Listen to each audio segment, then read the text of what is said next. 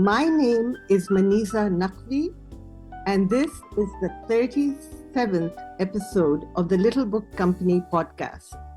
And my guest for this conversation is Feryal Ali-Gauhar. Feryal has 3 published novels, which we're going to talk about. Her debut novel was The Unforgettable, The Scent of Wet Earth in August, which was published in 2002, followed by No Space for Further Burials, that was in 2007, and her most recent novel, An Abundance of Wild Roses, in 2024. Feryal Gauhar is an artist and an activist. She is a novelist and an actor. She works as an advisor to the government of Pakistan on the protection of children. She was a Goodwill ambassador for the UN Population Fund in 1999. Feryal went to the Lahore American School, as did I. She studied political economy at McGill University in Montreal and has worked as a filmmaker and as a broadcaster. She has been imprisoned by 2 military regimes in Pakistan for her pro-democracy activism. And she lives in Lahore, Pakistan, with, maybe there's a need to be a correction to this now, with 14 cats, 3 dogs, a turtle, and 4 donkeys. Welcome, Feryal. Thank you, Maniza. Is it all right if I was to just kind of not just update the number of animals and the species, but actually I don't work as the advisor to the government of Pakistan on the protection of children. My first degree was in political economy, and I worked in the development sector for 30 years. I'm surprised you didn't know that, but that is what I did. Most of my work was at the grassroots, and I've worked with the Planning Commission as a consultant on poverty. And my position as an advisor with the government of Pakistan is on the cultural heritage management of the 2 largest dams. One is one of the largest dams in the world, and the other is one of the largest hydropower projects in Pakistan. So, I hope you keep that in mind. I am certainly not an advisor for the protection of children. Yes, I have been a United Nations Goodwill ambassador for the Population Fund, but I'm also the first advisor, or the first ambassador, rather, who resigned from this honorific post due to the UN's inability to stop war, particularly the UN's concessions to the United States and its allies in their violent attacks on sovereign countries. So I was the first ever, and I think there hasn't been another Goodwill ambassador to do the same. So in terms of the number of animals, I rescue animals, and I now at the moment I have over 28 felines, and the donkeys, 3 have unfortunately died, and 1 I have placed in the Society for the Prevention of Cruelty Towards Animals, and I now have 7 dogs, and I also have eagles who have lost their wings for different reasons, and we all live together in one big family. How wonderful is that? Eagles who have lost their wings. That's right. Yeah. And it's interesting that the one eagle lost the right wing, and the other eagle lost, I think, the left wing. So when they sit together, if you were to tie them together, they could actually fly because they have, one has the right one, and the other one has the left one. And they were both, awful accidents. One was burnt by an electric high voltage power line, and the other one got her wing caught on the kite string, which cut the tendons. So it was not possible for her to keep that wing. Yeah, so I have these 2 creatures with me. When I said, how wonderful is that, I meant that you have all these animals that you rescued, not that the eagles had lost their wings, but I know, yes. I just thought such a metaphor that, eagles having lost their wings. Yes. And my reference to the child protection was, I think, because as I was doing some research before this podcast last week, I came upon a a video interview of yours talking about child abuse in Pakistan and your work regarding that. Yes, I I, was a member of the National Commission on Child Rights, but I have not been an advisor. My advisory position has been in cultural heritage management for the dams. Mhm. And that work is ongoing, the cultural heritage for the dams. I just completed the project. I mean, I've been working in this particular area for 15 years. Mhm. And my last and the most difficult and the most, I suppose, significant aspect of management and preservation was the digitization of the most important rock carvings, which exist in the area of the reservoir of our largest dam, which is, of course, under construction at the moment. And I completed this just in the last few days. I completed my tenure, and the project will be submitted, I think, in another week or so. So it's that part of that chapter is now over, so I can now get on with my other interests. So can you talk a little bit more about that particular dam and its location? Yes, that's the Amir Basha Dam. The Amir Basha is basically it's hyphenated because it's in two different provinces of Pakistan. If one is to consider Gilgit-Baltistan a province, then the reservoir falls within the Gilgit-Baltistan area, and the dam itself, the wall and the turbines and the power generation, is actually in Khyber Pakhtunkhwa in Kohistan. So there are two, administrative units which basically will generate energy, and the storage of water actually lies in one province, and the generation of electricity lies in the other. So it's an unusual configuration. It's an unusual location, but when these plans were drawn up in 1984 by a Montreal-based engineering company, then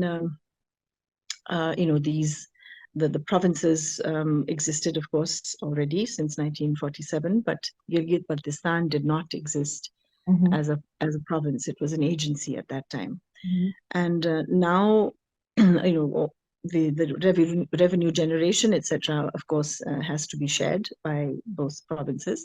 But the loss to cultural heritage is happening to a great extent within Gilgit-Baltistan. And so the responsibility that the proponent of the dam bears is to provide what is known as preservation by record, the 3D scanning of the most significant carvings. Is a total of 50,000 carvings spanning 9,000 years, between 9 to 10,000 years of history. And these carvings were documented by the German archaeological mission over a period of 30 years, starting from about 1986 and ending around 2013. And of these 50,000 documented carvings, 37,000 will be submerged in the reservoir of the dam. And when I was working as a consultant, there were several international agencies, mostly financial institutions, which were interested in funding the dam, but they required that the social and cultural safeguards are put into place before funding can actually be offered or released. So I was hired as the consultant for the cultural heritage impact assessment. And then the major recommendation of the impact assessment was to write a management plan. So I'd been trained for both the impact assessment and the management plan, which I then wrote along with the international consultant, who was the former director of the German archaeological mission. So, So I Feryal, worked with Dr. Mhm. Feryal, these are Vedic carvings, or what is No, it? they span, they start from uh, prior to the Bronze Age. They in fact start from the Epipaleolithic era, which is basically the end of the last ice age. Mhm. So that goes back to about 12,000 BC, and that is basically animals, very beautifully carved, very reminiscent of the caves of Altamira or Alsace-Lorraine, and even the animals are similar. These were apparently left behind, carved onto the rocks by hunters who came after their prey during the last ice age, when this area was, beginning to receive enough moisture, enough rainfall to produce these lush environments in which you had the vegetation which could support wildlife. So those carvings, that set of carvings, is largely the blue sheep, known as the baral, the markhor, the ibex, multiple animals, even marmots, which were referred to as gold-digging ants by Herodotus in his historical record. So, Herodotus had knowledge of these areas at the time that he was writing history. And then you have Al-Biruni at a much later point in the 11th century, who, of course, also referred to these carvings. But by the 11th century, we saw the end of this continuum of leaving carvings on the rocks. And that is the last historical era, which is the golden period of Buddhism, spanning between the 8th to the 9th, the end of the 9th centuries in the historical era. So between the Epipaleolithic era and then what we have as the modern era or medieval era, you actually have carvings left behind by multiple groups of people who came across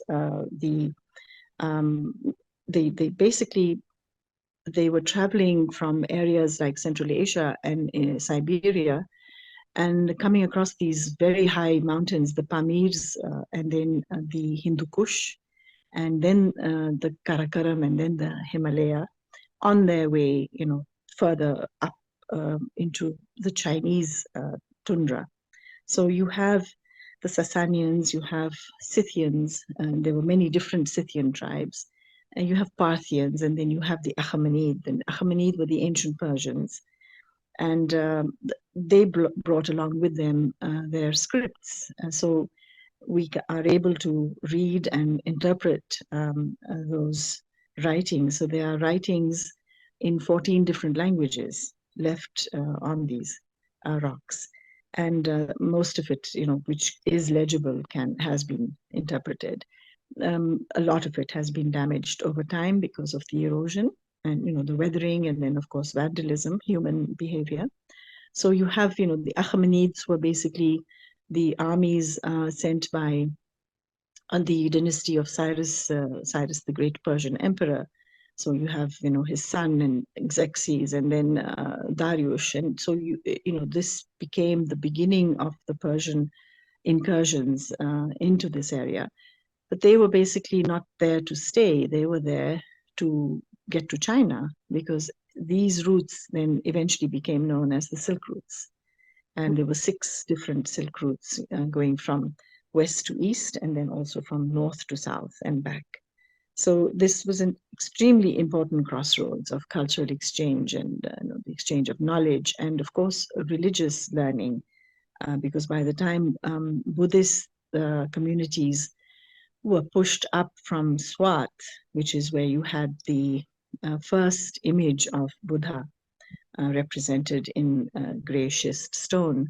So around the 4th century, there was a backlash by the Brahman, what is known as Brahmanical backlash against the Buddhists for basically, in a sense, doing without a clerical or a clergy. The Buddhists were resented because the clergy within Hinduism had been completely sidelined. So there was this backlash, and the Buddhist communities were basically routed out of the Swat, or Savastu as it was known at that time, the valleys, where Gandhara had flourished, or Gandhara art had flourished. Gandhara was basically one of the satrapies, or one of the provinces of the Persian Empire. So when the Buddhists started moving further north into more and more sort of less hospitable areas, they, started leaving behind their tributes to the Lord Buddha. And they would do that by etching images of stupas. So in the early, around the 8th century, we have evidence of the Gandhara style of stupa. And then further on towards the end of the 9th century, you actually see the Chinese and Tibetan style of stupa, because the exchange of artistic styles had started happening along these Silk routes over a couple of decades and then millennia, 100 years at least. So you have evidence of movement coming from China into this area. Of course, we have the texts of scholars such as Faxian, who wrote about these areas. And as I quoted earlier, Al-Baruni, describes this area as being lush and fertile with pomegranate and banana trees and peacocks and monkeys, in the flora and fauna. But now it is completely barren. The entire area has been deforested. And they left behind just the black volcanic igneous rock, which is known as gabbronorite. And because of the extreme heat in the summer and extreme cold in the winter, the rock expands and contracts, and that has led to severe fissuring of the surfaces of the rocks where the carvings exist. So the carvings were very, very fragile, and there's no question, at least in terms of conservation theory and management, there's no question of actually cutting them and transporting them, because the site itself is part of the cultural significance of the carving. But I'm afraid that at the moment, and after my departure from this position, the chairman of WAPDA, which is the proponent of the dam, the Water and Power Development Authority, has no regard for conservation theory or for culture, and is intent on cutting these carvings, which will 99%, in my understanding and the understanding of Dr. Robert Bednarek, who is actually the chairperson of the International Federation of Rock Art Organizations. So, he is the guru. He is, the man you go to when you have questions. And he has categorically said, you do not cut. And this rock, in any case, is gabbronorite. It's not possible to cut it. You can only explode it. So, at the point of my departure, and partly my departure was based also on the fact that the next project that the proponent wished to do for some reason is to actually start removing these carvings by applying force onto the rock, which will end up splintering the rock, and we will lose the carvings. So unfortunately, the proponent is supposed to protect the carvings because that is law. That is part of the Antiquities Act in Pakistan. And since we are signatories to so many international conventions, especially the UNESCO convention, we will be violating that as well. Can I ask a question here? Though I really don't want to stop you from talking. I've been... Sorry, and one of my kids just jumped on top of my table. I've been disinterested by your, recounting of history and this particular aspect of it. I'm wondering, forgive my ignorance on this, but if you say that a rock would just explode if they cut it, wouldn't it be better to just leave the carvings where they were and let them be submerged? Because you have digitized them, although I find that to be just, well, what else can you do at this point? But since all 50,000 have been digitized and 37,000 of them would be submerged underwater, wouldn't it be better to let them be submerged and have the digitized? Yes, of course. They'll be preserved, and they might be better preserved because you're saying that the rock is, this black rock now is just, cracking as it is. Maybe it will help preserve them. Yeah, so just to correct that, this is actually a kind of a misunderstanding that a lot of my colleagues at WAPTA also had, because I don't fault them for it. They're engineers, but they had no idea that digitization and documentation are two different processes. So the 50,000 that I mentioned have been documented. They have not been digitized. It's impossible to digitize 50,000 of anything. That's just a huge number.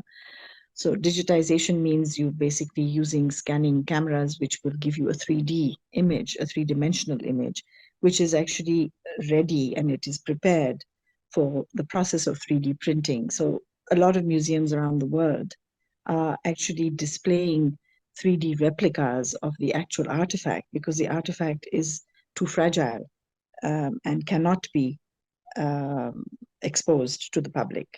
So a lot of the artifacts are actually in vaults, and you have the 3D replicas. So China is doing that a lot. I was just in China, and I was actually at a hospital for rocks, where they actually mend rocks and fractured carvings and fractured sculpture or damaged sculpture. So here in Pakistan, of course, that is the best way to deal with a situation which is in a sense irreversible. Even if there was going to be a drawdown period where the level of the water falls, the reservoir is so deep, it's 1,000 feet deep, that for the carvings to emerge, let's say, in a period of drought, or you don't know what's going to happen with climate change, but that's 1,000 feet of water that needs to disappear before one would expect carvings to re-emerge. But because I've been working on this for 15 years, one has exhausted the possibilities of even underwater tourism, which is something I had suggested before I wrote the first management plan. And the management plans have to keep being updated, because these are living documents, and you have new developments around the world. So this is the reason I went to China, because they actually have an underwater museum built beneath the Yangtze River. It's 90 meters. That means times 3.3. So that's about 3,000 feet below the surface of the river. 300 feet. Do the no 3,000. So so you actually have to be prepared to withstand the kind of pressure of the water in the river, because this is actually inside it's beneath the bedrock, the museum. And I went specifically just to see it, and it's the area is called Bahwaling.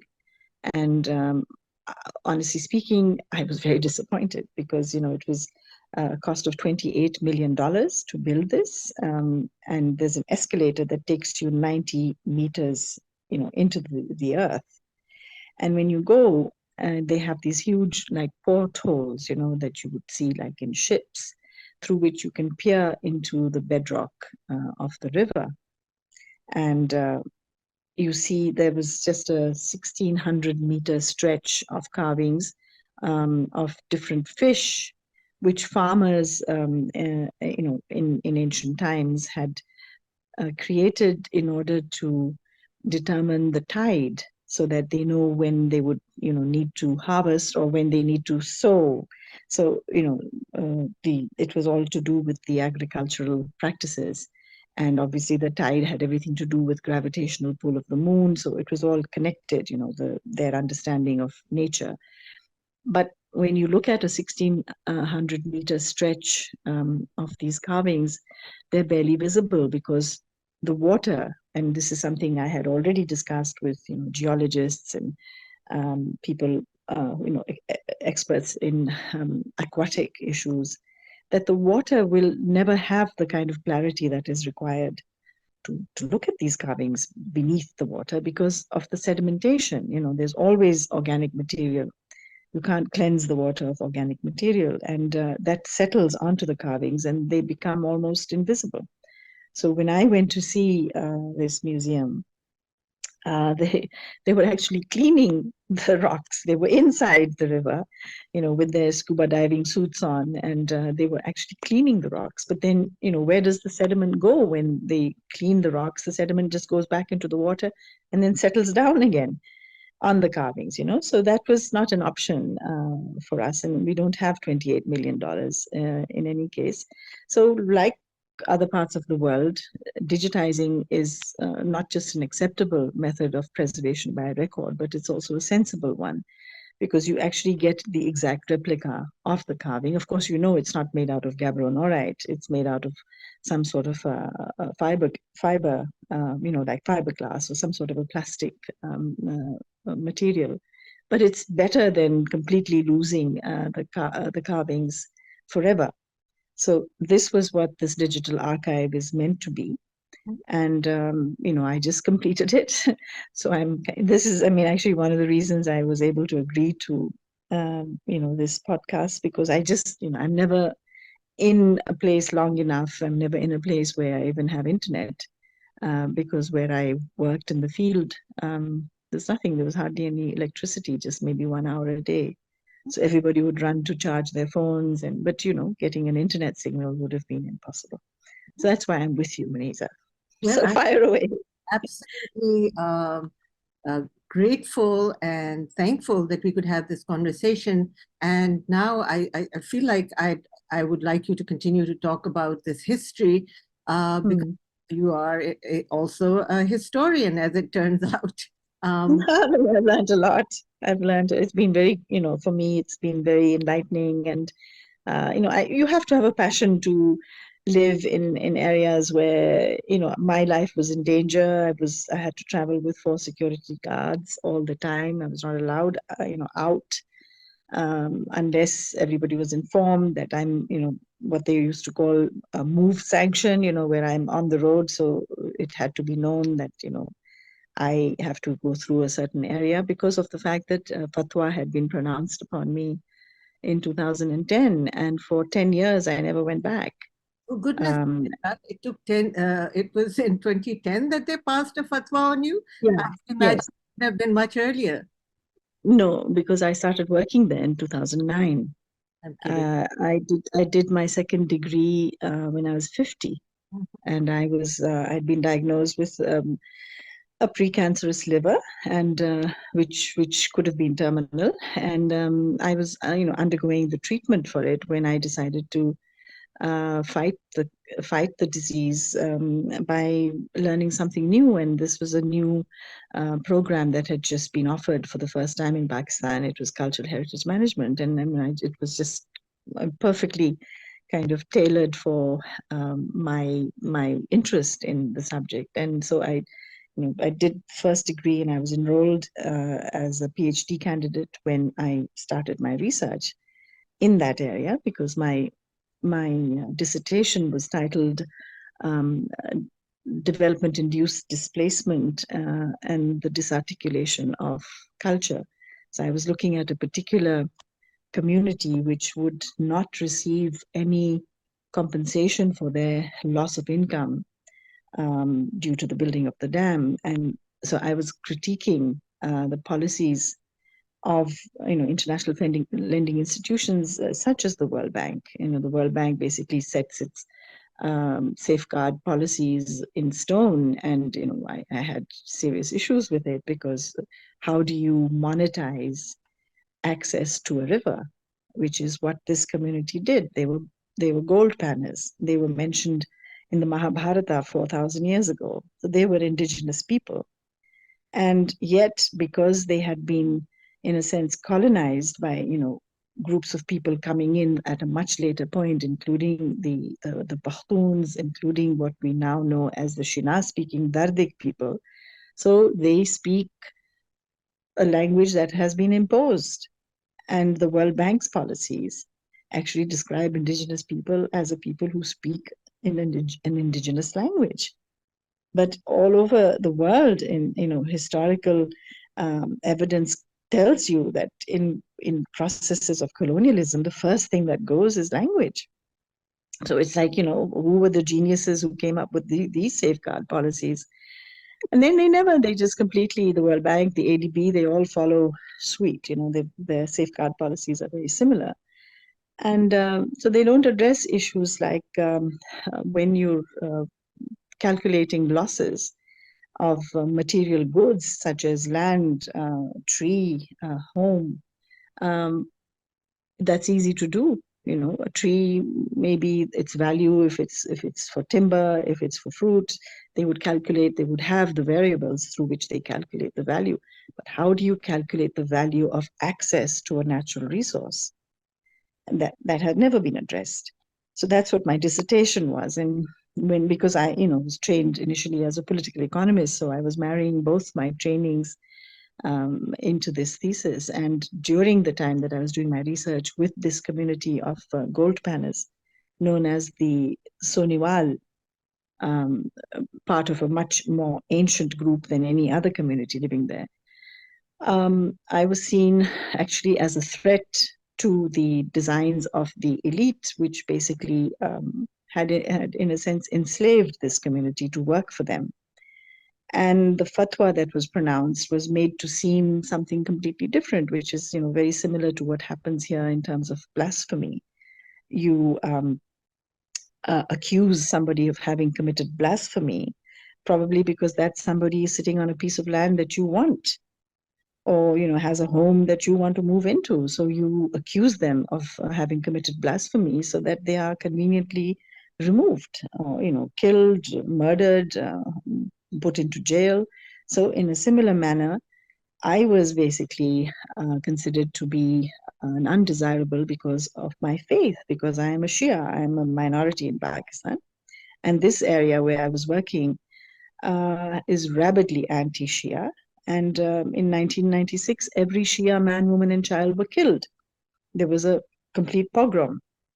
So I had to be removed from the area after the fatwa was pronounced, because 17 people were killed the same day in a bus that was, going to Baltistan, which is almost 100% Shia. And it was carrying Balti pilgrims who were all Shia.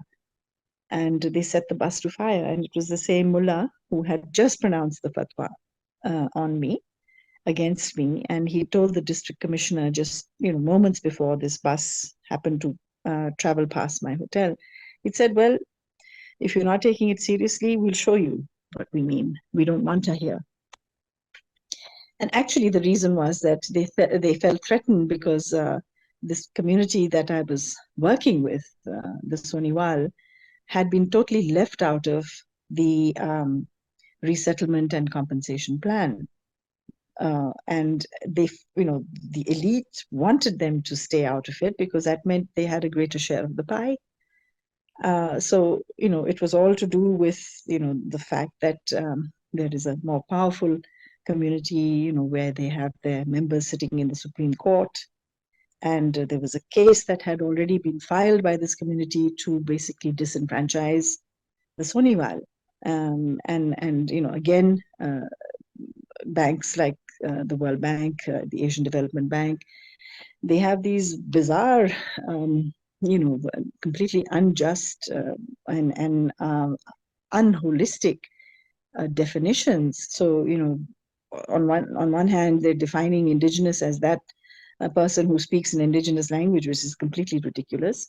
But then on the other hand, they also neglect to address livelihoods which are not connected to ownership.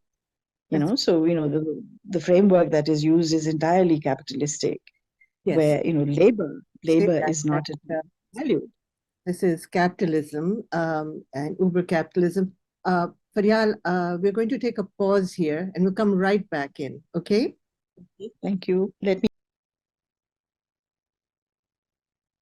So, Feryal, I'd like to now take you to your novels, and I was wondering while you were speaking about your work in preserving these 50,000 stone carvings and your description of the black rock that these mountainsides and mountains have turned into, was your latest novel, An Abundance of Wild Roses, informed by this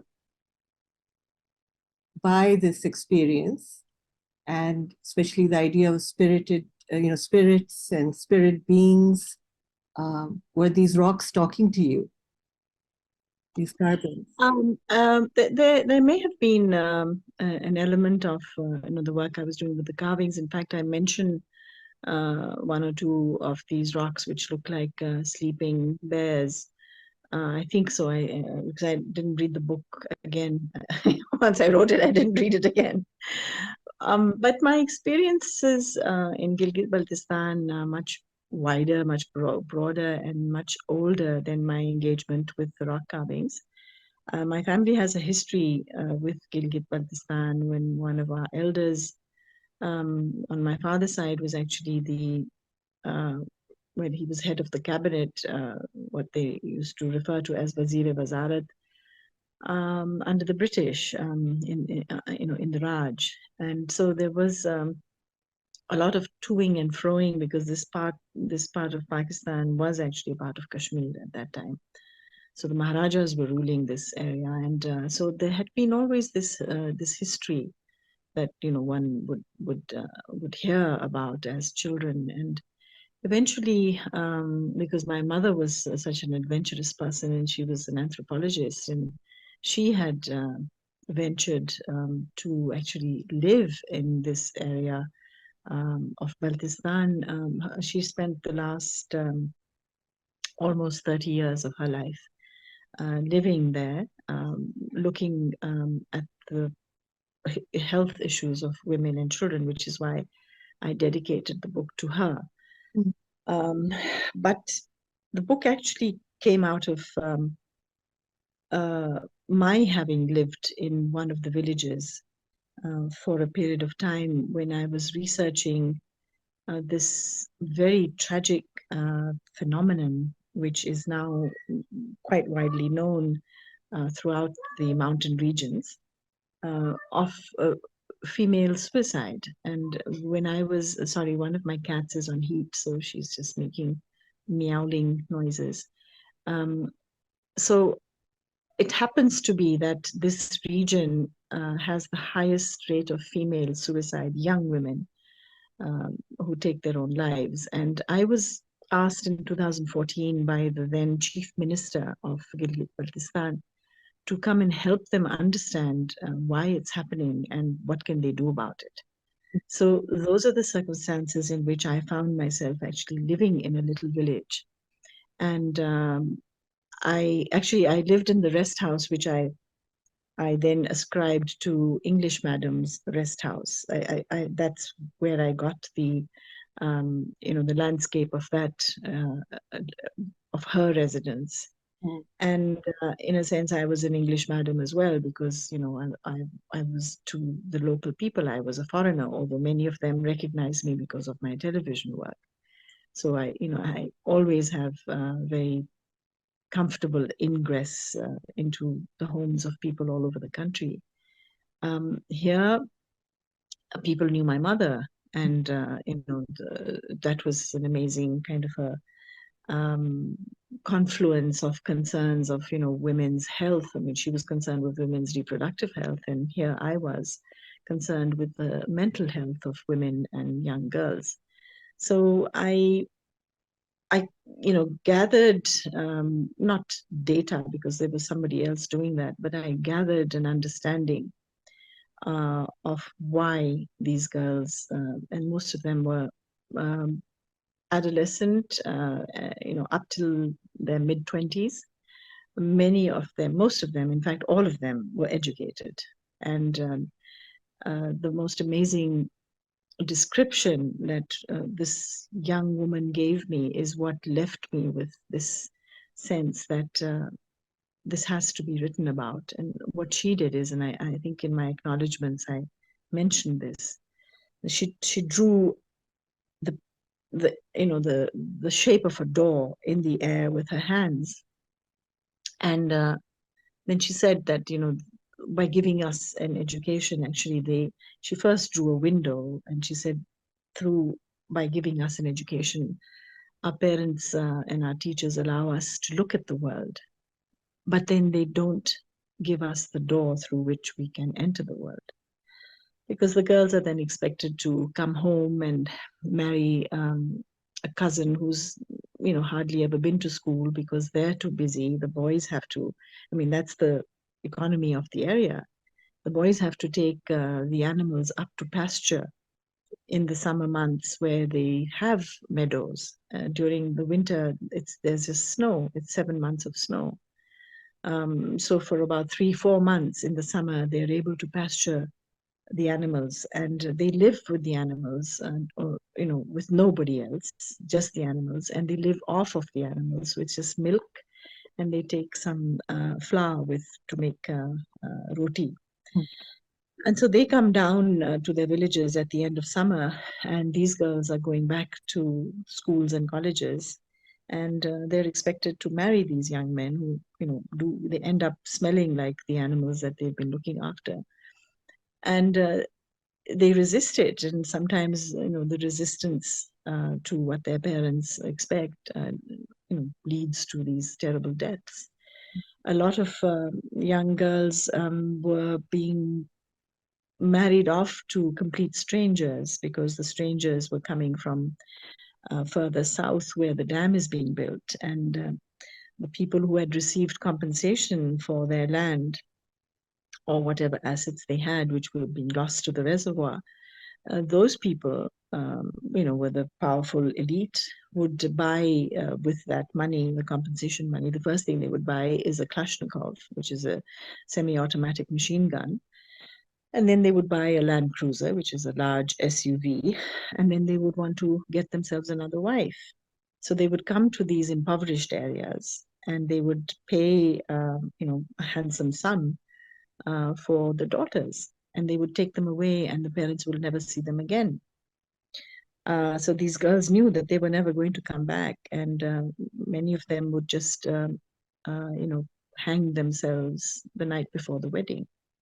So there were terrible things happening, and while I was there, in fact, the first honor killing took place, because honor killings are not known in this area. And the area is actually much more liberal because education has been offered over the last at least 40 years or 40 or more years, and girls have been educated. So honor killings was never part of the tradition of either the Shina people or the Blushaski speaking people. And I actually happened to be in that very town where the magistrate had just performed a civil marriage between a young man and a young girl. And as they were leaving the magistrate's office, there was a shootout, and the young girl was killed. The man managed to escape. So, my story came out of all of this. And for me, actually, when I was when I started writing notes on a possible novel, I don't actually think in terms of writing a novel.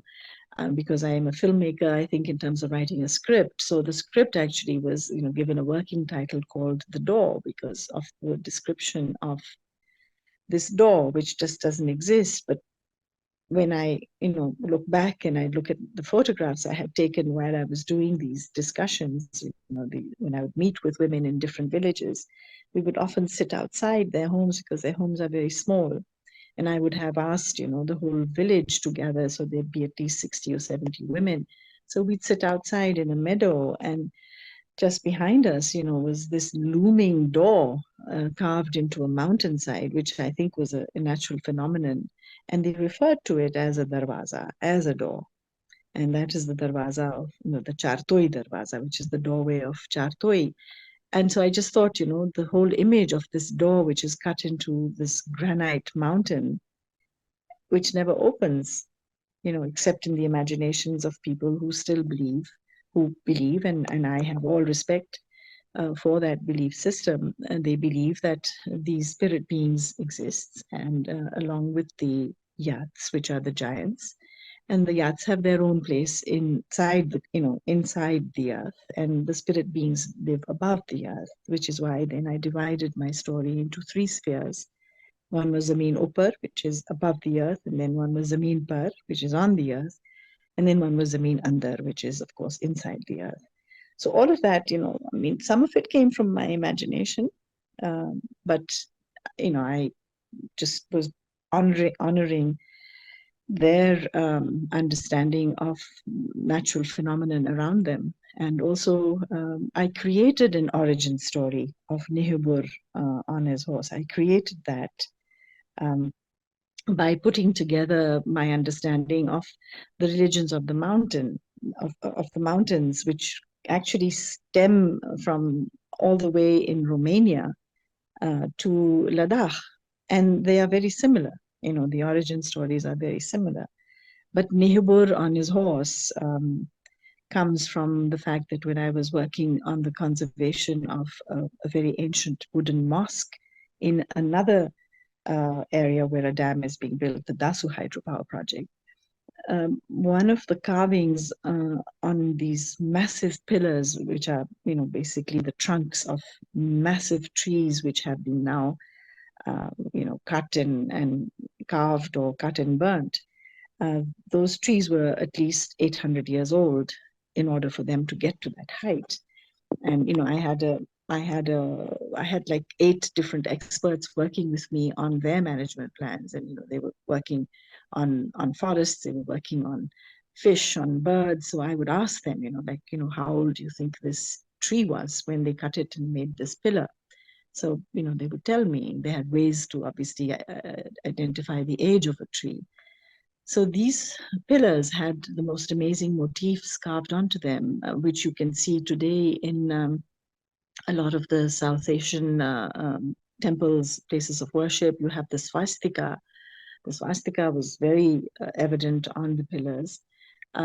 You have the lotus, you have the sunflower, you have the you know, the trellis. You know, there are words that are used in architectural drawings which describe these. But the thing that was most unusual, Maniza, was the carving of a man astride a horse, and you know, holding in his hand what could be interpreted as a sword, or in my story, it is the crescent moon, and in his other hand, you could probably imagine it to be a shield, but in my story, it was the sun.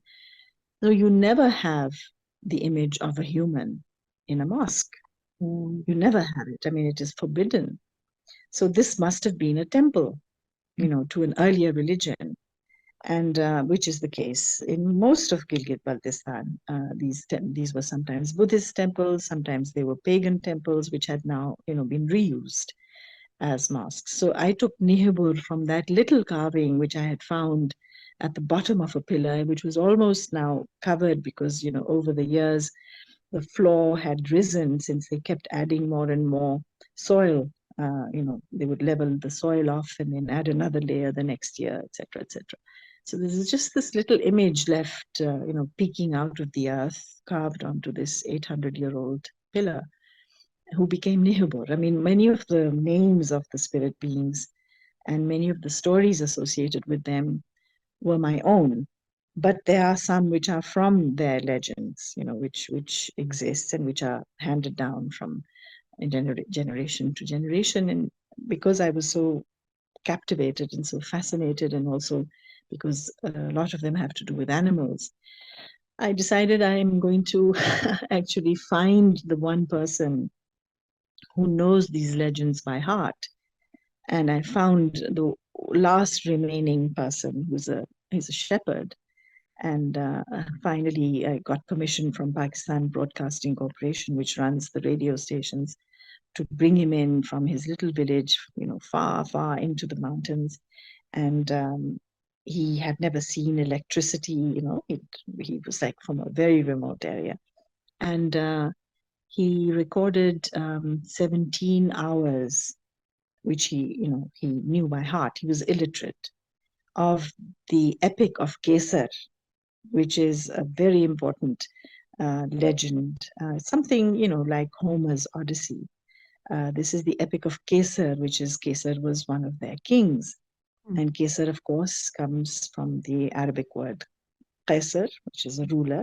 And of course, you have Kaiser in Europe. Mhm. And, you know, in Kesar is again in Balti, and it's also the same word in China. It's just pronounced differently, but they have the same legend in China. So the Chinese were very interested in having this recording. So, I was happy that I was, in a sense, played a small role in getting that done, because the shepherd, I lost touch with him. I don't know. He didn't have a cell phone. There were no cell signals there in any case. So What's the legend? I, Yeah. the legend is it's the epic. It's the, it's like, it's the story of Kesar, who was the king at that time, and it's probably dating back to the medieval times. And it is about his, it's like it's like the adventures of Amir Hamza. It's magical. It has these supernatural beings. It's basically his conquests, his fight against evil, because he was obviously good. So it's very much the formulaic odyssey, of a king who's traveling and maybe conquering, and then what he accosts, what he comes across, all the strange shapes and forms of life that he sees, his marriages, the many queens, and then some of them are actually spirit beings. So the progeny born to that queen is half human, half fairy, and fairy is not in the not in the Walt Disney sense of fairies. It is actually, they're not benign. They're actually quite malignant. And so, these fairies in this area that I'm talking about can actually cast spells. They can make you go mad. And this, So, uh, again, uh, where is this exactly? all over Gilgit-Baltistan. It's not, and Yeah. And, yeah. Mm-hmm. Go ahead. Yeah.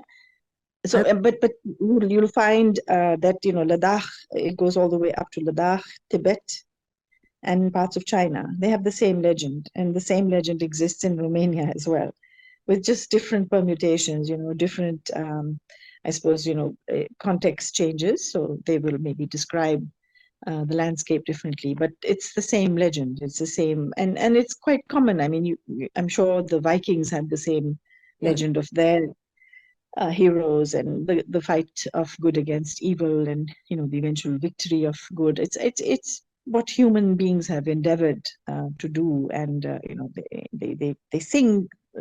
Some of these legends are sung, so the recitation is very rhythmic, because this is part of the oral tradition.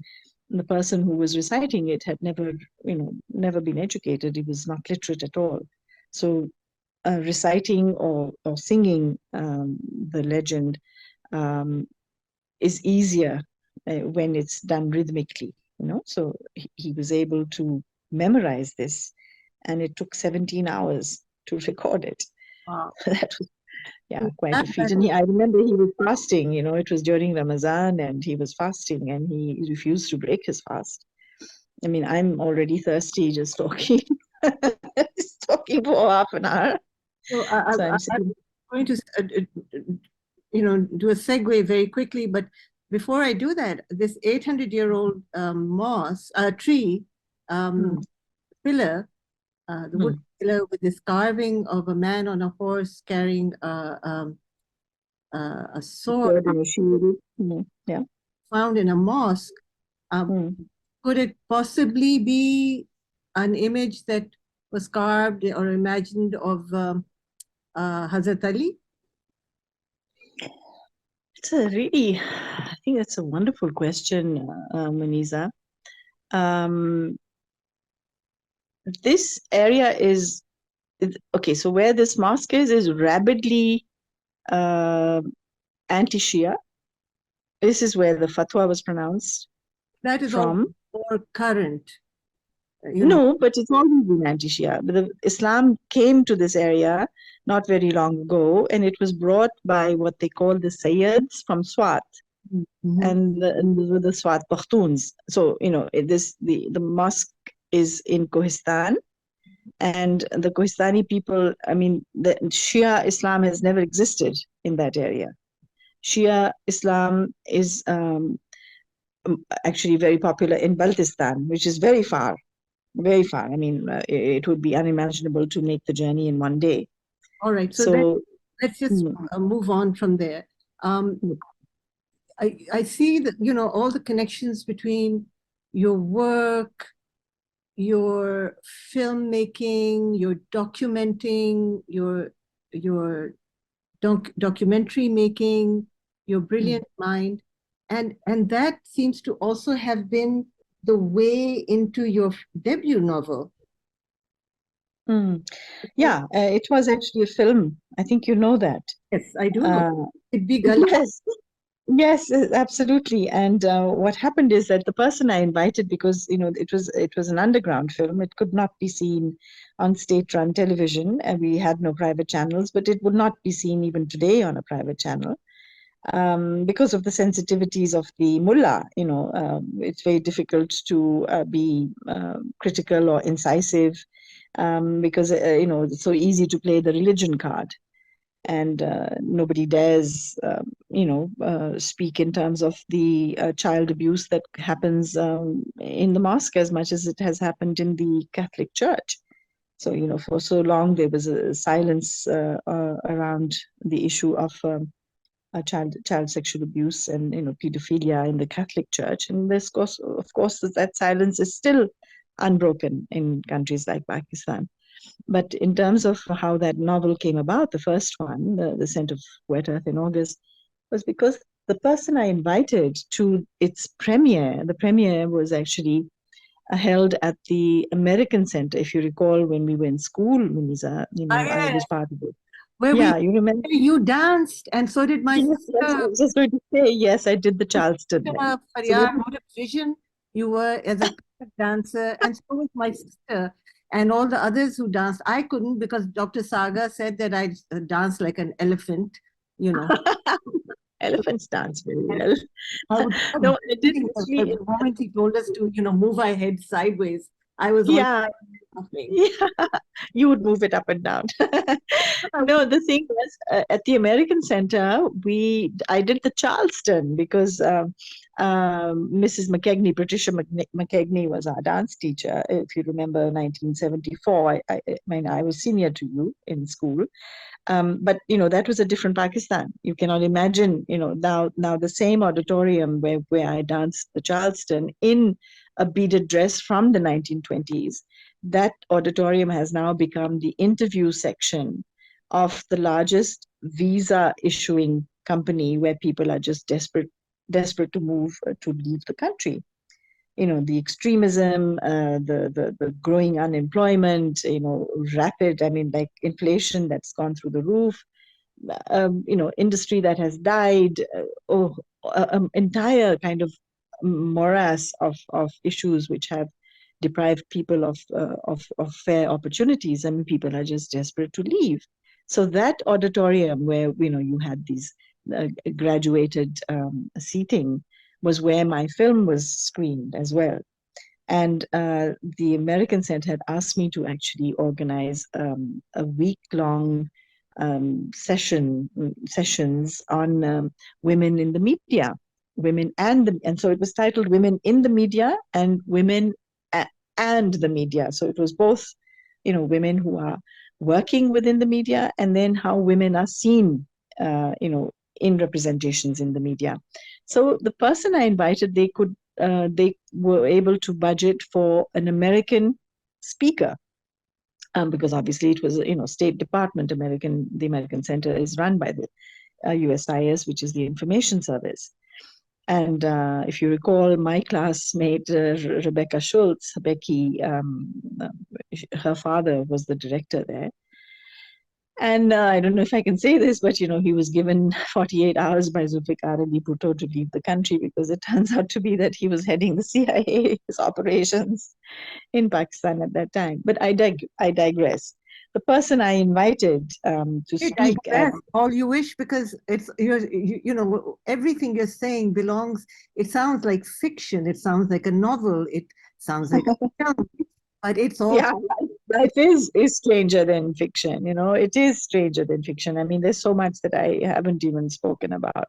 But and I intertwined with so much of that, because of the fact that we were at the Lahore American School, or the families that, well, the family that you were born in, or I was born in. So our lives do sound like a novel, but Yeah, yeah, yeah. And I, there are times when um, I despair because I don't belong. I mean, I belong. I find myself more at home in Europe than I do here, because it is now no longer possible to have discourse or debate, or even just a conversation in which one is not referring to the blessings of God. And it's just, religion has become such an integral part of the way people present themselves, even if that's not the way they feel or think, but that's the way they want to be seen. But forget that. I'm wanting to just put out that the person I've invited to basically preside over the seminar, and then she was there for the screening of the film, was a feminist writer, Jane O'Reilly, who I believe I've been trying to reconnect with her, but I believe she may have passed away. She would have been in her late 80s now. So she was a colleague of Gloria Steinem, and that's how I ended up meeting with Gloria Steinem on several occasions. So Jane O'Reilly and Gloria Steinem started Ms. Magazine, and Jane O'Reilly was also the first woman correspondent for either Time or Newsweek. I don't remember, but she spent a lot of time in Washington, D.C. She was married to a Czech diplomat, and she was a feminist. And when she saw the film, uh, even her son from her marriage to that Czech diplomat had come all the way from Germany to be with his mom over Christmas, and I was hosting them.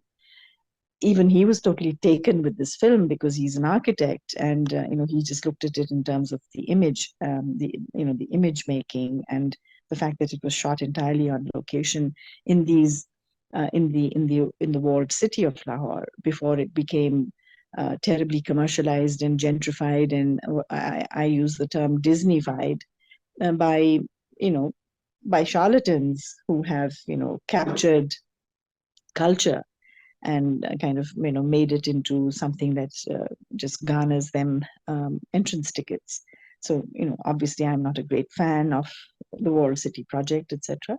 But the time I was working in the walled city, everything was the way it was. Everything was authentic, and you still have all the poverty is intact, but you have the gentry coming in for the evening to be entertained, and I find that sickens me. Jane O'Reilly is the one who said, hey, I loved the film, but I didn't understand it. Gully Can is you? so. Yeah, okay, because it's in Urdu and Punjabi, and so she said, I figured it out.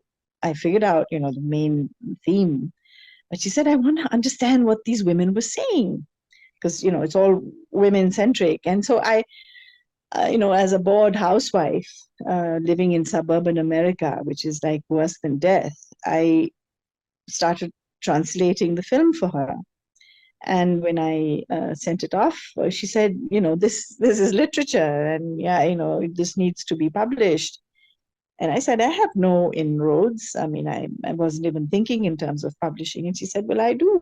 So she's connected to a lot of Indian, uh, women activists, women's activists. And she sent it to a woman called Meenakshi Ganguly, who works for Human Rights Watch. And Meenakshi said, hey, I'm running off to Penguin right now. And that's how Penguin got a hold of it. And of course, ironically, I can say this to you because I know you've been published by Oxford when they had chosen to publish fiction. Oxford got a hold of my manuscript without my knowing that they were looking at it, because I'd already sold the rights to Penguin. And they got back to me and they said, well, actually, we don't really believe you wrote it. It's really amazing.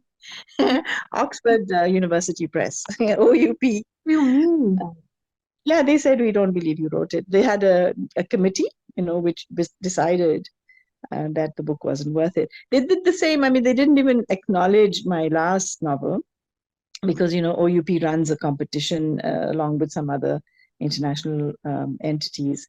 And it's a literature award that they give. And you have to send 5 copies. And I hadn't even shown my book to anyone. This is during COVID. So, I have a man who works with me as my assistant for all my documentation. So he said, ma'am, I'll design the cover, we can print it. So it allowed for self-published books. And so I sent them the only 5 copies that were made. They didn't even acknowledge receiving it.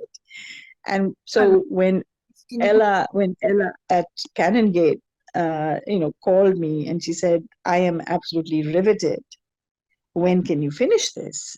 So I was just thinking, what's wrong with Pakistanis? What is wrong with my own people that, for the last 10 years, you've had the Lahore Literature Festival. My first book came out, 92? 2002. So now so 20 years ago, my first book comes out and is a bestseller. And I've never been invited to the Lahore Literature Festival. So it's bizarre. So this is why I say I don't feel I belong here. I live here. It is bizarre. I Can you tell me, Feryal, what's the time on this? When did you send it to Oxford? I just need to wrap my mind around it because my novel was published in 1998 by Oxford Press, and I would have given it to them in 1997. So when did you send in your novel? Well, my Penguin published my novel in 2002, and I must have sent it in, maybe a year before that, because the film was made in 97, and Jane O'Reilly saw it in 98, I presume, and then that when they published my second novel On Air, that was year 2000, and after that they stopped publishing fiction. Because their head office. But they asked me, but I, I didn't offer it to them because Penguin had already bought the rights. But I just clarify this part that their head office in said, "What are you doing here? We don't do this. We don't publish new fiction." So they had to stop. Very they didn't want to, but they had to stop publishing fiction. Otherwise, I can't imagine that your novel, the quality of your novel, everything about the way you write, that anyone would turn you down. Particularly, no. I mean, it's not something that is intriguing. I think it's very much. Can you hear this cat on heat? Stop it, Toby! Toby, you're just a circus creature, cat from hell. I'm sorry, Maniza. I know you're recording this. You can edit that part. Toby, relax. You want some catnip so that you can just go to sleep. I'm going to move away from here because she's not moving. Okay, all right. Can you hear me? I'm going to go near you. The cat, it's all wonderful. Did you hear the cat? Yeah. And it's climbed right on top of, it's like near the ceiling fan, and it's about to kind of commit suicide by climbing onto the fan. Anyway, so no, but but that's a subject that we can talk about at a later point. But the fact is that I had been a published writer with best-selling work and critically acclaimed. When the second novel came out, it was immediately picked up by Germany, France, Italy, Spain. But I was never invited by the Lahore Literature Festival. So let's talk about that a little bit. But can we take a pause here and come right back in? Yeah, sure.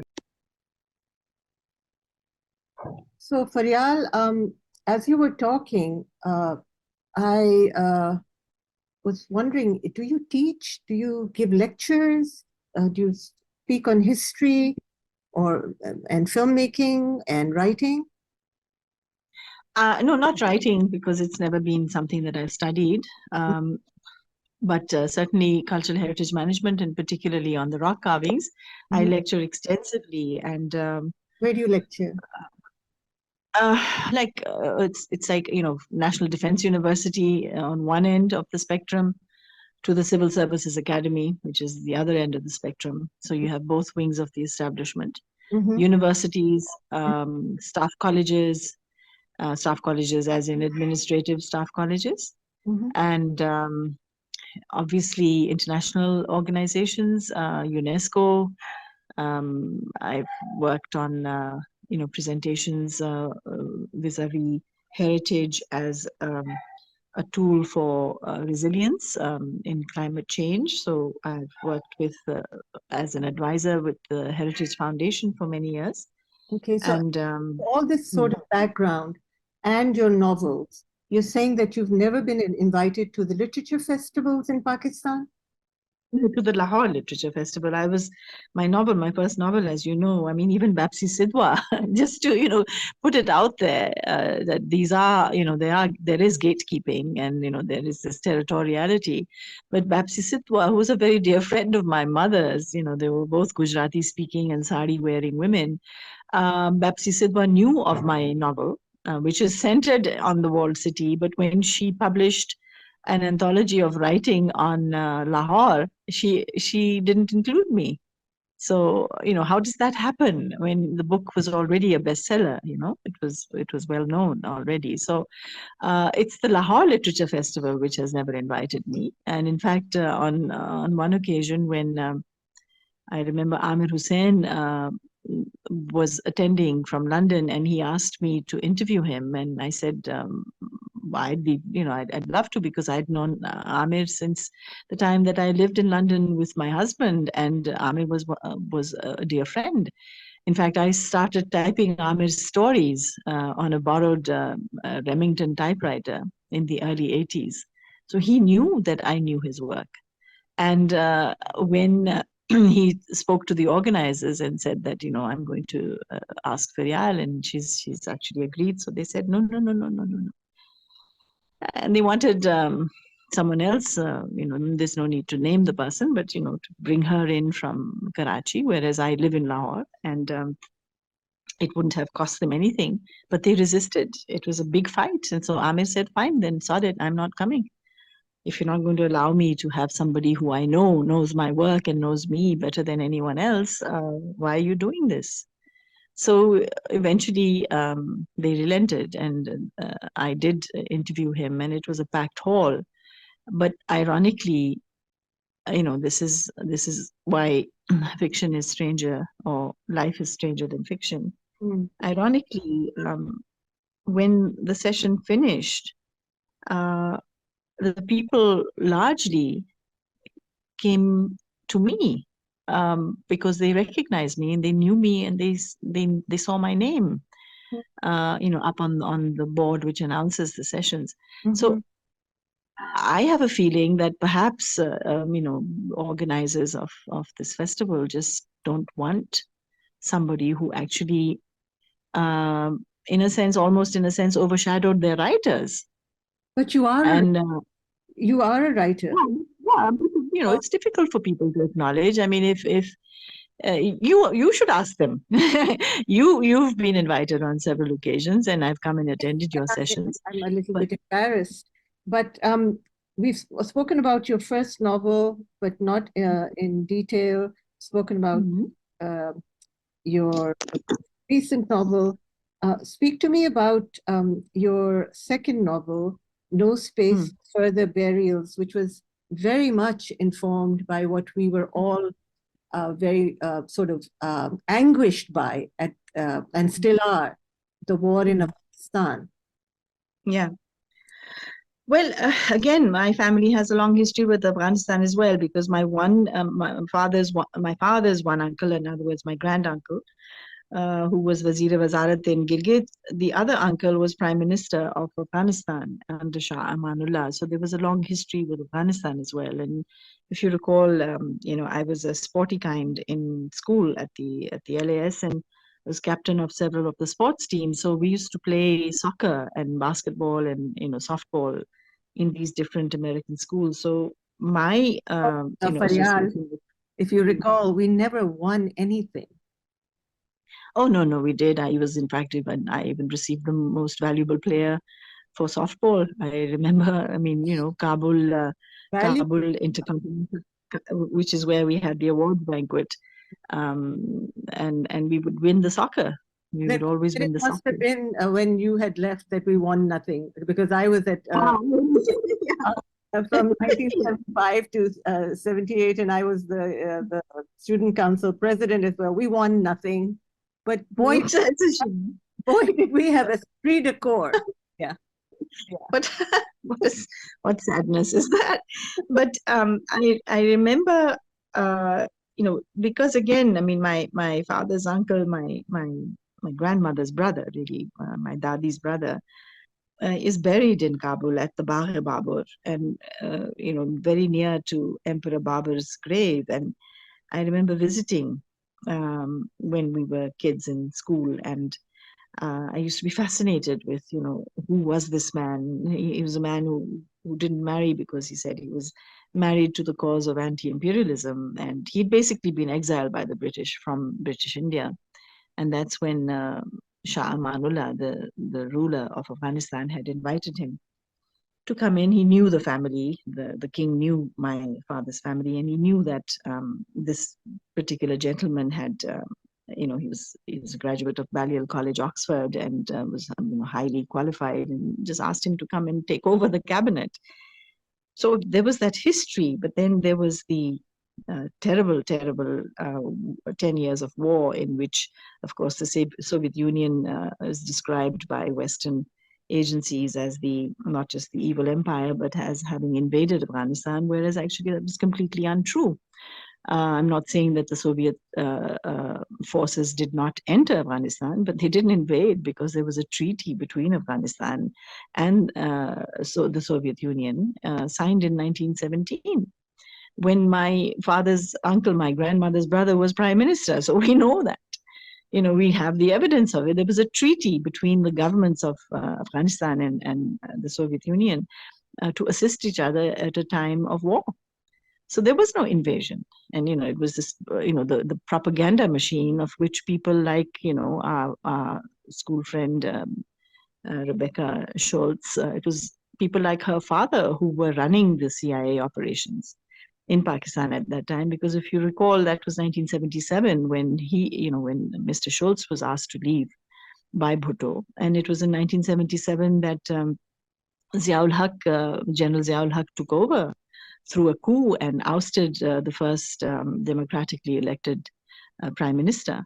And then it was in 1979 that that prime minister was executed. And it was in 1979 that the Saur revolution took place in Afghanistan. And it was in 1979 that the Khomeini revolution, or the anti-Shah movement, started in Iran. So this region was extremely tumultuous, and there was a lot of political change, a lot of political strife. And if you were to go back and look at declassified CIA documents, you realize that half your faculty at the American school were actually CIA operatives. Mm-hmm. My sports coach, Mr. Lawrence Jones, Larry Jones, who was now in Kabul after leaving Lahore, was a very key player in all of that. So, I did a lot of research. He eventually contacted me once the book was out, and I was invited to literature festivals all over the place, and happened to be in Indonesia for one of the festivals. And he called because he was now in Indonesia, where there was a whole resistance to the taking over of the coffee plantations, of the forests, of the rubber plantations by international by MNCs. And there was a popular resistance, but guess who was putting it down? Because, guess where the MNCs originated? Mm-hmm. So, all of that was very much a part of my consciousness, because I was raised in a very highly politically conscious home. I mean, my mother was probably one of the first Muslim women to attend the London School of Economics, in the late 1940s. And my father's aunts were educated at Sorbonne in the 1920s, so there was a tradition of women being educated in the family and being educated at, premier institutions around the world. And so that, I think, informed my consciousness. Was his heritage Afghan? No, they were of Persian and Samarkand from my grandmother's side. They were from Samarkand, but my grandfather's side was from Mashhad. And your mother? My mother was from South Africa, but her ancestors were from Gujarat in India. So she was Gujarati speaking and Afrikaans, as she learned it as a child. But her education was entirely in English, and she was. Where did they meet? Mm-hmm. They met in when she came to Kinnaird. She came as a foreign student to Kinnaird, and her roommate took her home on a holiday because the hostel would close, and she was obviously in hostel because her family was in South Africa. And her roommate took her home, and that home happened to be the home that my father had provided to his sisters after my grandfather had remarried, or not remarried, he'd married while my grandmother was still alive. He'd married a young girl who was actually younger than his daughters. So my father had protested and left, taking his sisters along with him when their mother just died, of a broken heart. And so my mother met my father on that holiday, and my father felt, she used to tell us that he fell hopelessly in love with her. She was a very elegant woman, obviously very intelligent. And she refused to marry him because she had this impression that, he was from the wild, wild west, because that part of Pakistan, the northwest frontier province, was considered to be, by the dominant narrative of usually the Mahajir, that, those are all ferocious Pathans and tribals, and you stay away from them, which was, actually not the case at all. They were very refined. And I just had this ongoing love affair with people off the frontier. But she, nevertheless, apparently didn't quite, succumb to his seduction. And he was an incredibly handsome man. I've never seen a man better looking than my father. And it's not because he's my father. He just happened to be just the most amazing looking man. So when she ended up in London, that was a lovely story where her roommate, the same roommate, who was my father's sister, actually, she informed him that, Khadija is on the boat and she's arriving. I don't know what the dock would have been, Southampton or something. And my father fetched up. He actually flew into London, and he fetched up there with a bouquet of pink carnations with a teddy bear. And there's a photograph of her which he took, of her coming down the gangplank, and she's like completely, I don't think she expected it. And I think that's when she realized, this man is just completely crazy. Well, at least he was crazy for her. Mm-hmm. And so they married in London, and she was at the LSE, and he was at the High Commission in Pakistan, of Pakistan, in London. He was the first Patlo from the Pakistan Army, which is the Pakistan Army Technical Liaison Officer. So he was a very bright man, and he was the first representative of the Pakistan Army in the Pakistan High Commission at that time. So he had diplomatic status, and my parents were often, invited to the Queen's garden parties, and we have photographs of them, in that kind of very, I suppose, hoity-toity kind of an atmosphere. But at heart, my mother particularly was a leftist. She'd studied the works of Marx. She was an anti-apartheid activist as a young child. She was only 12 when she joined the ANC's Youth League, so she was the youngest member of the African National Congress. And she used to carry messages for Nelson Mandela in her lunchbox, because nobody would suspect, a young girl from a Muslim home to be politically involved, because Muslims were sort of, they had to kind of protect their interests because most of them were traders, and they wouldn't dare, make a foray into politics, especially sort of, anti-apartheid politics. So, we grew up with very powerful parents. I mean, powerful in the sense that they were highly unusual and had been part of history. So we certainly didn't have a conventional upbringing, and It the really perceptions reflect in the, you seem to embody all the best of them. And so back to your novel. Yeah. Yes. Tell me about your second novel, which is set in Afghanistan, in a mental asylum. So that actually did happen. And because of my love for the country, I had traveled extensively, and I discovered that, where we would hold our awards banquets. I mean, I remember receiving my first ever award, which was for writing. I mean, creative writing. And I was 14 then. Barbara Person was our teacher, and she just came up and hugged me when they announced my name. And that award ceremony was held up on a hill.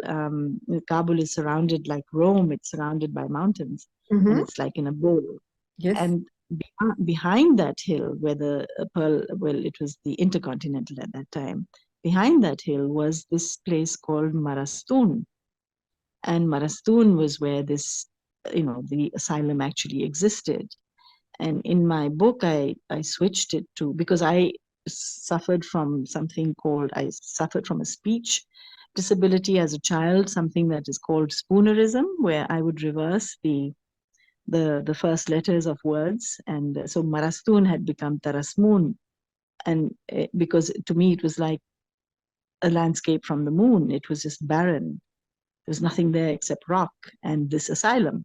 Mm. And I had actually visited it, but that was before 1979, before the Mujahideen and the Soviet Union became engaged in the war, the 10-year war. Mm-hmm. And so my memory of that place was quite sharp. I mean, I remember the rooms, I remember the courtyard, I remember the tree. And when, sort of mid 80s is when the war was at its peak, I came across. Hold on. Why would you have been at this place? Because I was curious. I could see it from the hill where the Intercontinental, where the hotel is. I could see this one solitary building behind us on another hill, This was and this was 79. I was there actually when the tanks rolled in. so was And when I. I was there because we were having our Lahore American School convention, and yeah, I had already graduated by yes, then, but you I had used to graduated. go. And Yeah, but April, what was the date on that? 29th or?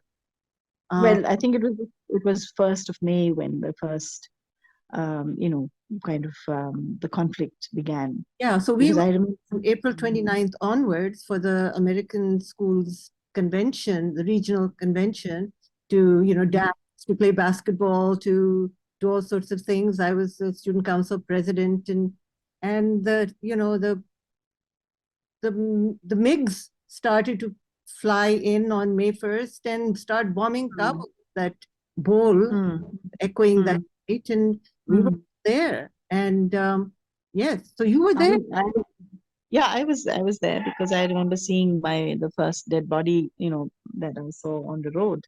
Why were you I there? must have been because we had this connection that we'd had with the court, with Shah Amanullah. We still had a long association. I mean, that association is generational. Yeah, It goes as far back as when Babar actually left Farghana and came to Delhi.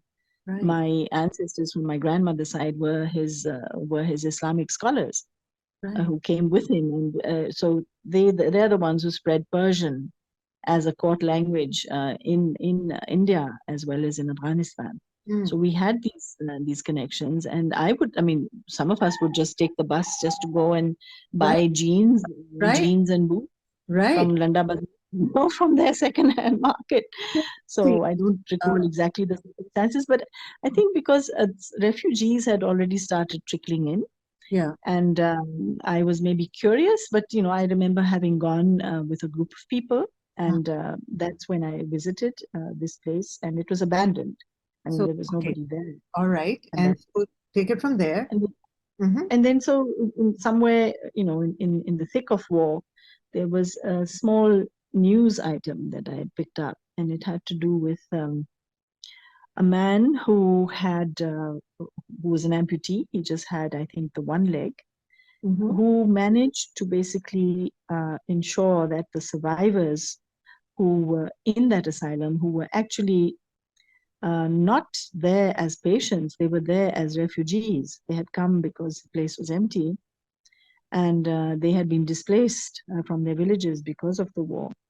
And this one man was also one of the displacees, and he was an amputee, but he managed to walk distances, and he would bring back, a sack of potatoes or whatever he could find. And that place had been attacked by the Mujahideen, and the so-called fighters for freedom, who basically had been armed to the teeth by the CIA in their war against the Soviet Union. And it was their war because the whole thing had been designed. I mean, there was a paper I found when the CIA declassifies its documents after 25 years. Zbigniew Brzezinski, who had then been the Secretary of State, had written a paper called The Bear Trap. And it was all about how we are not going to go through what, the humiliation of being defeated by the Viet Cong, who were basically fighting with nothing but spears, and they were bare feet.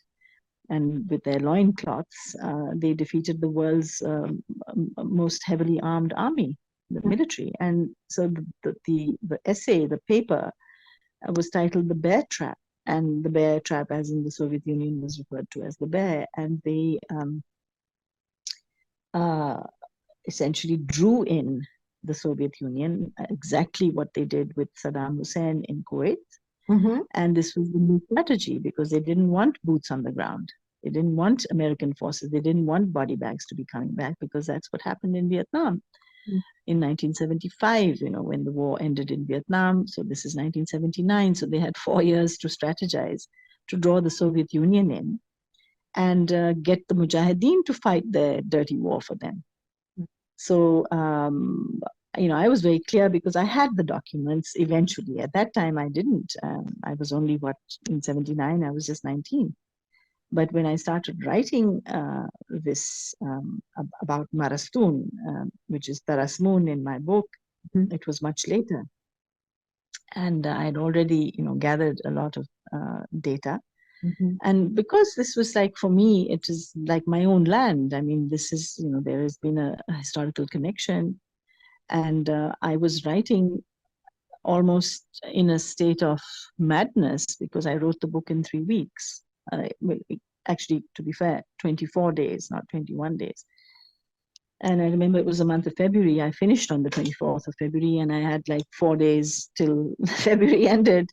And I had intended to walk out of my marriage. And that was how I kept myself going because I wanted to write this book. And by the end of February, I was ready to leave. I would write and I would write and I would write and then I would pack. And then I would write and then I would pack. And all this time, my husband had no idea that I was actually leaving him. And so the book was, instrumental in keeping myself focused. And I just thought, okay, so I'm here. I live the life of a suburban housewife. There's no conversation. There's no kindness. There's no cups of tea. And I have to get out. So, I mean, kindness, conversation, and a cup of tea actually was the mantra that my friend Jane O'Reilly had taught me. And it was part of her book called The Click Moment. I think it's called The Click something, about the girl who grew up and became a feminist. So she had a click moment. And in that book, she mentions that, kindness, conversation, and a cup of tea is what got her through life. So that's what got me through, plus the fact that I could escape from a very sterile, almost alien environment. I mean, alien in the sense of not that it was foreign, but it was alienating. And I could escape into a landscape that I knew and loved. And and I ached for it. So I peopled it with characters who I had great respect for in my mind, and I knew that these were people I had met, people who had shown the most amazing courage. And I still and these are not necessarily one person or two people, but it's an amalgam of many different people who have suffered through war and who I wanted to honor in that book. And I'm still working with people who are, survivors of almost 40 years of war in Afghanistan. And I hold nothing else. I hold the State Department of the United States of America responsible for having devastated not just Afghanistan, but Iraq as well. There are statistics that would make the hair stand on your head. About the grievous, the damage, the destruction, the devastation that has been wrought at the hands of completely vacuous slogans such as enduring freedom. And whose freedom are you talking about? You enslave the rest of the world with your economic policies and the bullshit about democracy. And what sort of a democracy has any of the Arab monarchies or the Latin American dictatorships practiced? And yet they're in bed with you. So, the support to Israel, which is the predator state, which is suffering from a deep psychosis and which has everything to do with the suffering of the Jewish people during the Holocaust. It has everything to do with that. It is a neurosis and a psychosis that has set in to the minds of people like Benjamin Netanyahu, and it affects not just the people of Palestine, but today Iran, tomorrow Pakistan, because we are nuclear. So all these things are closer to us than we imagine. Because geography means nothing in warfare. It means nothing when you have missiles that are equipped to go from one end of the world to the other. So there's a lot that I feel concerned about, and my writing is really the only way that I could not obviously come to terms with. I hope I never come to terms with any of these issues, but it was the only way that I could relieve myself of the sense of devastation and loss which has been wrought by war. So war has been a major theme for me, and that then also came into my third novel with my character Havaldar Ibrahim Ali, who's fighting a completely meaningless war, again, over a border that was actually drawn in Washington, D.C. So it's just bizarre, how these, players have affected our lives in such insidious ways. And yet we kind of, shut our eyes because we also fetch up at their doors, to bail us out, because our rulers have taken massive amounts of money from IFIs and aggrandized themselves and bought their properties and their doodads and their baubles, while this country has 73% of its people as food insecure. So and insecure, just insecure. Food insecurity is one kind of insecurity, but the insecurity of just life itself. So there's a lot of these things which trouble me, and writing is a tool which just allows me to give it an order, maybe, in my mind. Yeah, and obviously, if I wasn't publishing, then it would just be an exercise for myself, which I'm quite happy with. Very important. But I just want to say that your way of articulation, your concerns, the things that possess you, I share that with you. I may not, I won't say that I articulate it quite as powerfully or passionately, maybe as you do. I want to pay you that compliment. Thank you. At the same time that perhaps you were writing your second novel, my novel "Stay with Me" was published, which was a very slim novel, which pours into it. I poured into it the same kind of all these sentiments, concerns, and rage and anger, and very valuable, I think, in every way. And this history of this region that has been held hostage for so long. Yeah, absolutely. You say it. I mean, you couldn't have said it better, Maniza. We are held hostage, and it's not just this region. I mean, look at what's been happening. I mean, when I look at 1979 as a pivotal point in our political history, so you have the Saur revolution in Afghanistan, which is subverted by, again, the CIA, by preparing a mullah and a notion of a jihad, which finally Hillary Clinton wakes up to. And when she comes to Pakistan, she says, we created the mujahideen, but it didn't quite work well for us. These are her golden words. So, for me, you're going into elections in a couple of weeks, maybe even less than a couple of weeks, but For me, the Democrats and the Republicans are absolutely the same when it comes to the oppression of people beyond the coasts of San Francisco and New York. And the Saur Revolution in 1979, the Iranian Revolution or the Islamic Revolution of Iran, 1979, and then the one revolution that people forget was actually the coup against Salvador Allende in La Moneda, which was his palace in Chile, when they brought in Augusto Pinochet, who was a wanted man. I mean, eventually he died a wanted man. And whose interest was he representing? So they subverted, the processes of history which could bring betterment to the lives of the people of those countries.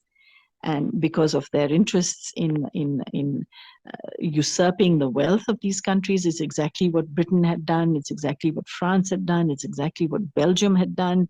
And look at the mountains of dead Africans. Literally the mountains of skulls that King Leopold was responsible for. And then when you go to Belgium and, you have the European Union, the glorified, colonialists, you have their headquarters there, and you look at, the wealth, and you see that, it's dripping with blood. Well, so Feryal, it is the logic of capitalism. Yes, it is. And logic of capitalism requires collateral damage. The famous words of what's her name, the former Secretary of State. What's her name? Yes. Marjorie something. She was Jewish and she kind of had un-Judaized her last name, if you recall. Right. Yeah. So there were those prejudices. So on that note, I want to continue to talk to you, but we have 6 minutes left here on this. I'd love to keep on talking to you, but I think that this has gone, we've got a lovely conversation that we've had, a powerful conversation. And I was wondering, Feryal, if you would be willing to come back again and speak to me some more. Of course, Maniza. How will I say no to you? Of course, it's been a pleasure to listen to you talk, but let me just paint a picture of you from the times that I remember you when you were at American school.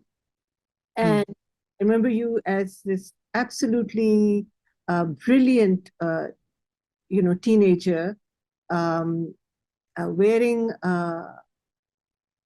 embroidered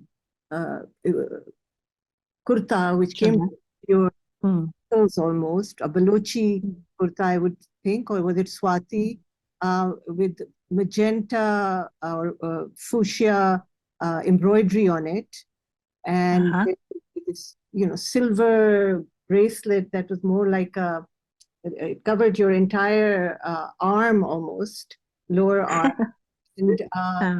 and kusas, wearing kusas, and curly jet black hair, large thighs, alabaster skin. Lisa, are you sure you're not high on something? Totally high on tea and conversation and kindness, and a terror on the soccer field. I kicked with my left foot. I kick with my left foot. Well, I'm ambifoot. I don't know what the word would be. I know there's ambidextrous for both hands, but what's the word for both feet? Ambipedal or something. Yeah, I kick with both feet. And I'm a kicker. Danced Kathak so beautifully. There was a whole team of you that danced. My sister was one. I remember her. Yeah. I remember her. Yeah. It's a sweet memory. That's so sweet of you. I don't recall my kurta or anything. My hair is still curly, but it's not jet black anymore, unfortunately. Always brilliant then and absolutely brilliant now. So anyway, my hair is 3 different colors now, just to let you. And when do I see you? I hope you come. Very soon, I hope, and when I go to Lahore, we'll sit down and we'll talk a lot more. And it's an honor and a pleasure Thank you so much. Thank you, Maniza. Thank you for the kindness and the conversation and having a cup of tea just now. Tea. Okay, I'm toasting to you. Thank you, Maniza. Lots of love. Lots Thank of you.